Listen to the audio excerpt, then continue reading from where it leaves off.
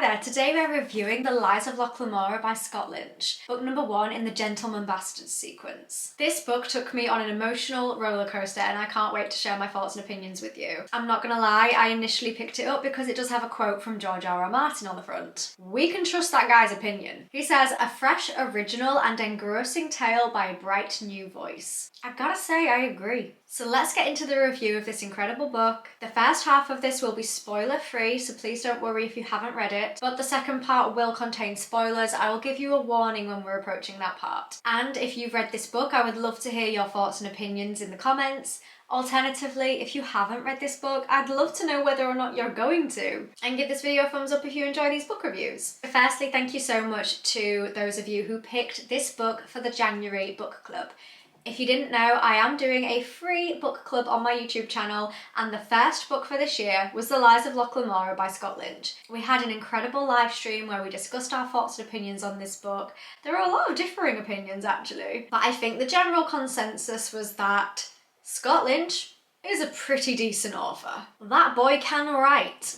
And I had so much fun talking about this book with you. I hope that you enjoyed it as well. Subtle plug, but if you do want to join our book club, then I keep uploading posts to my YouTube channel that tells you when the live streams are, what the book of the month is, and also if you want to watch the live streams after they've happened, you can go to the live section of my channel and it has them all there. So if you want to watch the live stream for The Lies of Locke Lamora, that is actually uploaded on there, so you can go ahead and watch that if you want. So what were my thoughts on it? Where do I even start? This is such a complex book. I would not recommend this for a beginner to reading. If you have never read books before and you want to get into it, this is not the book for you, I don't think. I mean, feel free to tell me that I'm wrong if this was the first book that you ever read. However, I'm an experienced reader. I read all the time. I have done for many years. I love it. And I found this to be challenging. Maybe I'm just dumb. That could also be a factor in that. I think that Scott Lynch's writing style is very detailed. There didn't really feel like there was that much dialogue in this. Don't get me wrong, the dialogue that was there was very impactful, it was very powerful, and actually very witty, funny dialogue. I'll get onto that shortly, but there were some very humorous characters in this. But Scott Lynch thrives off of detail, clearly. There was so much description in this, to the point where every single location and environment you can picture perfectly in your mind because Scott Lynch describes it to a T.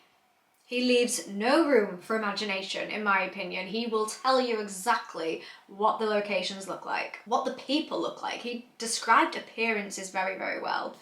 Now, I do like that because it helps me see the characters and the locations in the way that the author intended, because he's literally telling you what they look like.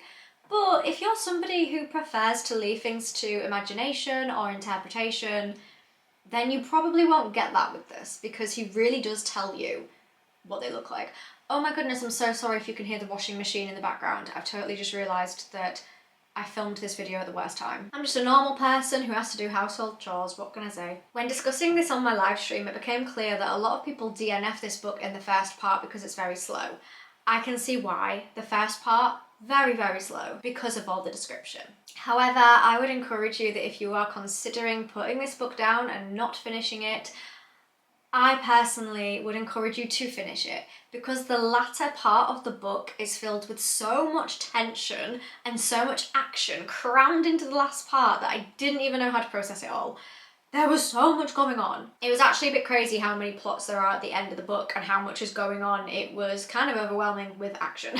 So tense, which is such a contrast to the first half of the book, which is kind of slow, very descriptive, really focusing on introducing you to all the characters and their life experiences and their personalities, but not really progressing the plot all that much. But then, bam, at the end, the plot progresses so fast I couldn't keep up with it. It was complicated.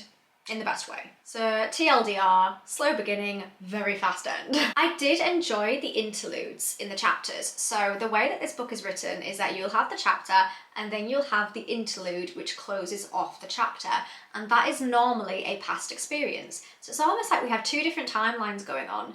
You have the present timeline that's going on with Locke Lamora, and then you have the interlude which can detail his past, normally taking you to his childhood. I enjoyed the interludes. I do think that they are one of the main reasons why the book felt slow at first, because the interludes didn't really focus on all that much other than Locke's upbringing, his entry into the Gentleman Bastards, and how he became to be the incredible, talented thief and con man that he is. So I do think that that was appropriate, and I do think that it was necessary, but the downside to that is that it felt slow, and the interludes kind of took me out of the story a little bit, because there would be action going on in the present tense, and then the interlude would be really long at times and take you out of the present story. So it felt a little bit choppy, but I did actually kind of like that. I felt it did keep it interesting, but slow. Is that a contradictory statement? And I did like the flashback nature. I normally do like a book that has flashbacks and helps you go back in time to learn more about the characters and how it brought them to where they are. That is something that this book excels at because of those interludes. So it just depends whether or not you're a fan of that, whether or not you would prefer to just have the story in the present tense and find out what's going on, or if you enjoy going back to the past all the time to see what happened previously.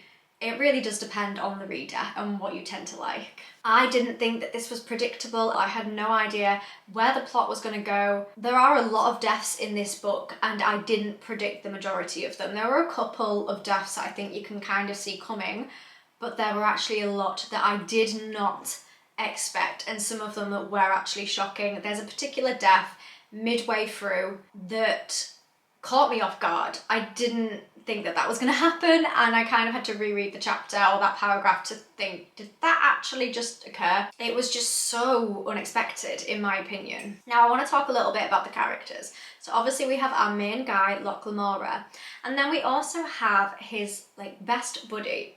Now, as I was reading this book, I was pronouncing it Jean. That's how I read it from a British point of view. However, I've since been informed that it's actually pronounced the French way, which I think is pronounced Jean. I'm so sorry if it's not and I've just butchered that. Please let me know what the pronunciation is. So because I don't really know how to pronounce his name, I'm just going to say a different name every time that starts with the same letter, just to avoid any confusion.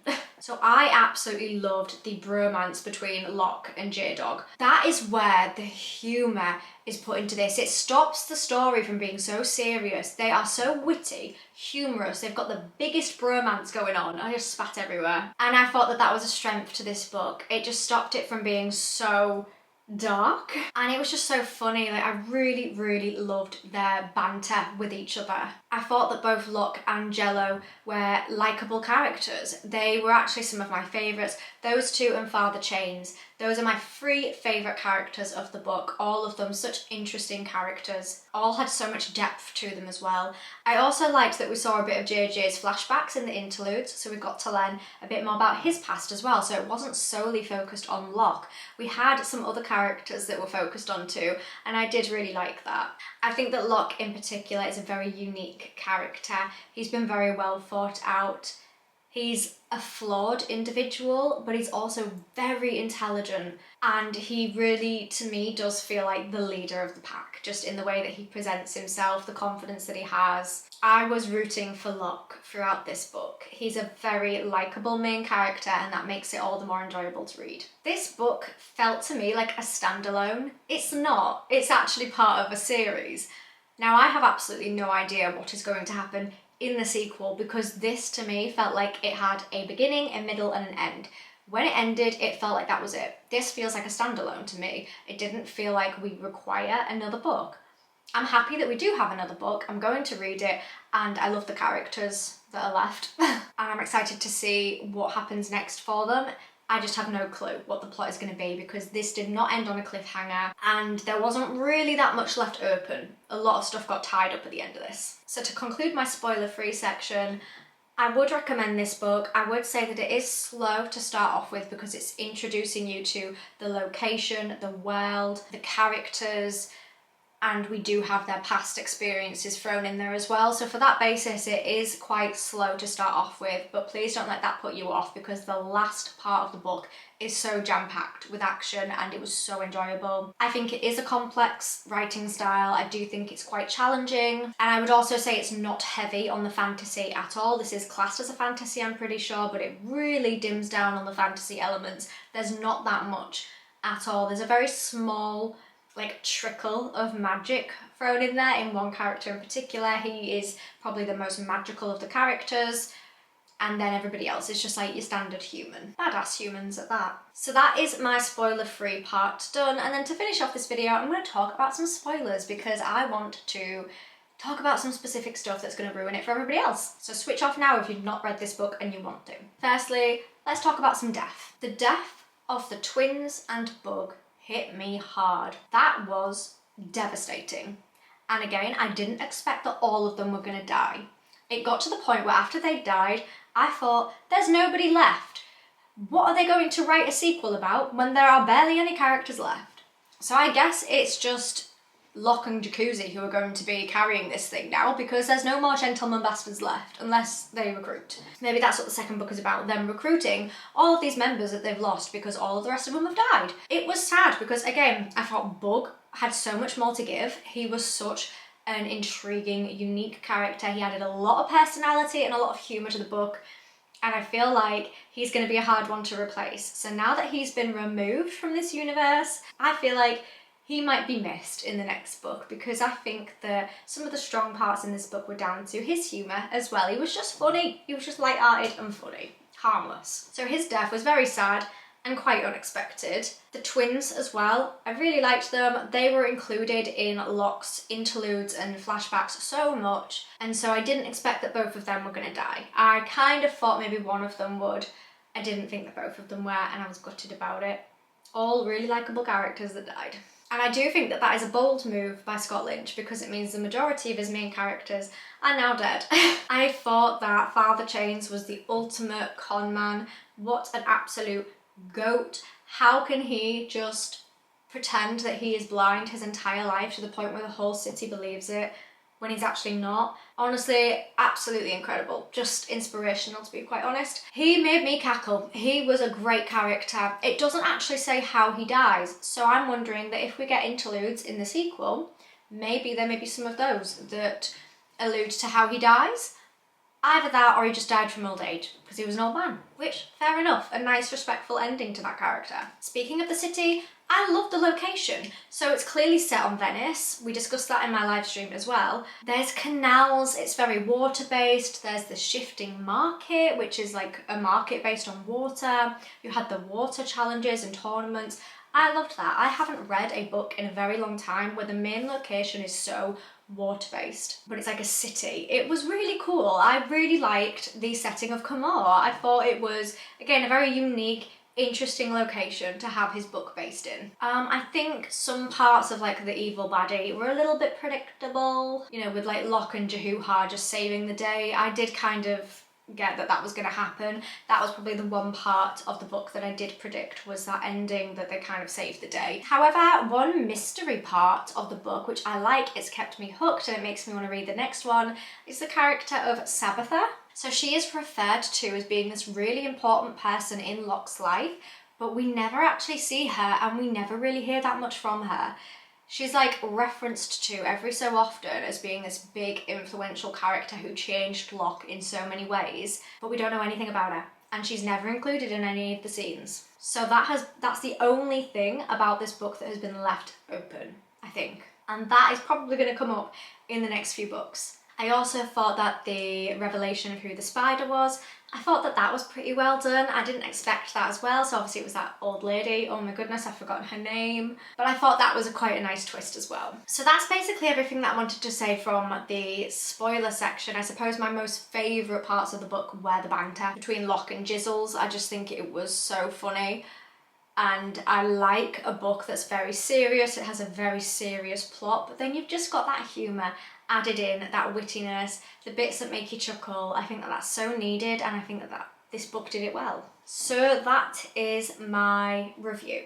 of The Lies of Locke Lamora by Scott Lynch. It had some very, very strong points. It also had some weak points in terms of like the pacing, but overall, I would recommend it. I wouldn't reread it. I don't think it has good rereadability. I'm glad that I have read it, and I will read the next one in the series. And also the front cover is really cool. So I'm going to stop waffling about this book now. What did you think to it? If you've read it, I would love to know, so make sure to leave me a comment. Or let me know if you're interested in reading it. What do you reckon? As I mentioned earlier, if you want to get involved in the book club, it's completely free to join. The book that we're going to be reading for March is The Blade Itself by Joe Abercrombie. I'm so excited to start my Abercrombie journey. This is book one in the first Law trilogy. I honestly can't wait. I've heard some incredible things about this author. Give this video a thumbs up if you enjoyed it. Make sure to check out the channel memberships if you want access to some cool perks. If you like my content and you want to see more from me, then please subscribe because it's free and it means that you'll see my videos easier. Just want to give a big shout out to the Dragon Riders supporting my channel. It means the world to me. If you want to get your name featured in my videos like this one, then please consider becoming a Dragon Rider. Or if you would like to support the channel in any way, then take a look at my memberships. Thank you so much for watching this. I really appreciate it. I will see you next time, or rather you'll see me, and I hope that you have a wonderful rest of your day. Bye for now.